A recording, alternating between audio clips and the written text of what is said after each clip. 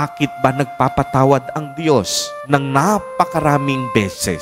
Simple lang ang dahilan, sapagkat mahal niya tayo. Dahil mahal tayo ni Jesus Nazareno, ang nais niya, magbalik loob tayo sa Diyos. Magbalik sa Diyos dahil tayo'y naligaw ng landas. Magbalik sa Diyos dahil tayo'y palagawa ng kasalanan at masama. At sa ating pagbabalik loob o pagbabalik sa Diyos, nililinis ng Diyos ang ating mga kasalanan. Kaya nga napakaganda, no?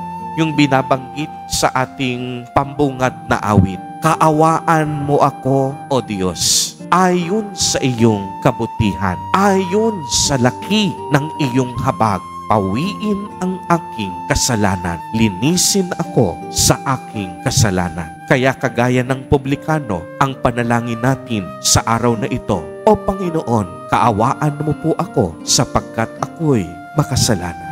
Amen.